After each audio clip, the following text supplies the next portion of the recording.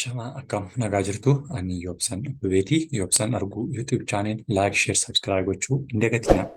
Egaa akkuma yeroo darbe keessatti barnoota sirna gadaa, barnoota afaan Oromoo kutaawwan adda addaa itti qoonnee ilaalaa turre ji'oota yookiin torban darbe keessa ji'oota waggaa kan jedhu ji'oota 12 ilaallee turre jechuudha. Har'a mata duree haaraa sirna tuqaalee kan jedhu kan waliin ilaallu ta'a jechuudha. Sirna tuqaalee gaafa waliin ilaallu iddoo baay'eetti tuqaalee yeroo barannu tuqaaleen haala kamiin barraa'u yookiin immoo haala kamiin itti fayyadamuu dandeenya jedhu wajjin kan ilaallu ta'a jechuudha. Akka xumuraatti kan waliin tura. Egaa sirna tuqaalee jechuun tuqaan eessatti barbaachifti? Mallattoon qoodduu eessatti barbaachifti? Mallattoon gaaffii eessatti barbaachifti? Mallattoon raajeffannoo eessatti barbaachistii fi mallattooleen kun immoo gosni ishee maal maal fakkaatti kan jedhu kan waliin ilaallu ta'a jechuudha. Egaa sirni tuqaalee mallattoolee garaagaraa jechoota, qoodduu, himootaa fi gaaleewwan jidduutti fayyadamnudha. Isaanis immoo inni jalqaba irratti tokkoffaa irratti tuqaa jennaani. Tuqaa kan isheen fayyadamtu yoo kan isheen gargaaru yookiin kan nuti itti fayyadamnu jechi tokko barreessine yeroo xumurru tuqaa fayyadamna jechuudha. Tuqaan raawwatamuu barreeffama keenyaa kan agarsiisu tuqaa fayyadamneetu jechuudha.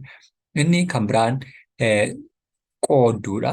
Qoodduun immoo jechoota yookiin himoota wal fakkaatan yookiin walitti aananii deebi'anii dhufan kan nuti ittiin adda qoodaa deemnu. Fakkeenyaaf maqaawwan namootaa Tolaa, Baacaa, Gammadaa, Dhaabaa yoo jenne Tolaa qoodduu, Dhaabaa qoodduu, Gammadaa qoodduu, Badhaasaa qoodduu jennee fayyadamaa deemna jechuudha. Kanaaf qoodduun nu fayyadde jechuudha.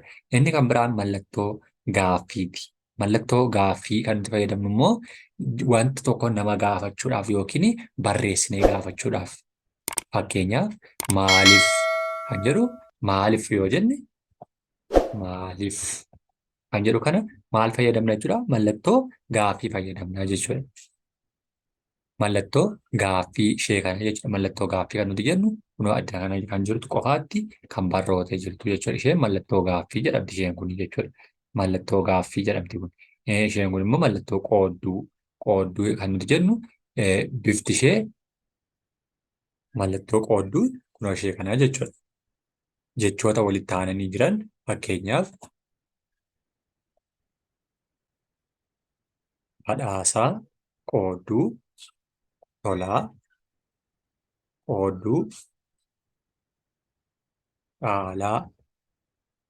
Haala kanaatiin maqaa namoota sadiiti waan ta'eef qoodduu fayyadamneetu kan nuti tajaajilamnudha jechuudha.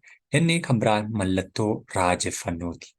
Mallattoo raajeffannoon waan tokko raajeffachuu yookiin waa tokko dinqisiifachuu isa jedhuuf kan nuuf galtudha jechuudha. Waan tokko raajeffachuudhaaf yookiin dinqisiifachuudhaaf jechuun kan isheen galtu ishoo isa jedhu fakkeenyaaf ishoo yoo jenne mallattoon maali? Mallattoo ishee kana agarsiisna jechuudha.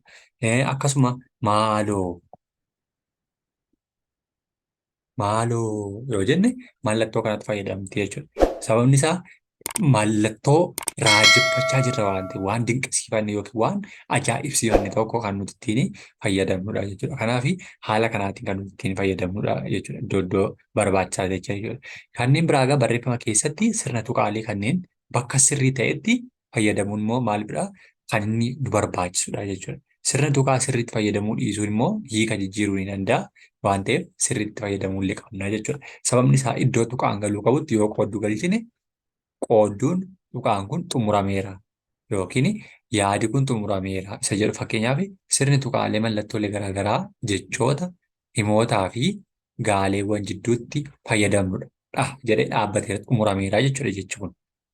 Himni kun waan xumuramee jiruuf tuqaa galchanne jechuudha. Adda kana finnee yoo qoodduu galchine himni kun sirrii hin ta'u yookiin immoo mallattoo gaaffii fayyadamnudha jennee yoo mallattoo gaaffii finnee galchine hiika kan biraan ulaataa jechuudha. Kanaaf haala kanaatiin kan nuti fayyadamnu tuqaan keenya raawwateera jechuudha.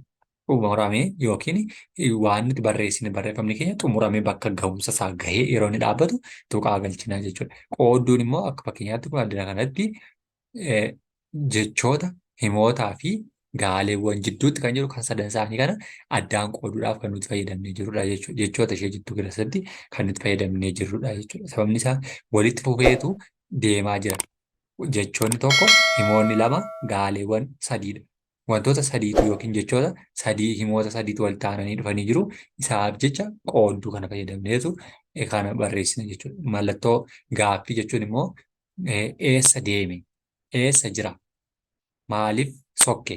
Maaliif dhufe? Isheen maaliif dhufte?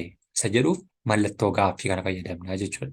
Yeroo hundumaa waan gaafannu mallattoo ishee kana gaafanna jechuudha. Waan raajeffannu yookiin immoo waan dinqisiifannu wayii tokko immoo mallattoo ishee kana gaashina jechuudha. Mallattoo raajeffannoo jenneetu kan nuti fayyadamnudha jechuudha. Yoo isinitti tole laayik, sheer, sabskiraayib gochuu hin dagatina. Galatoomaa ulfaadhaa.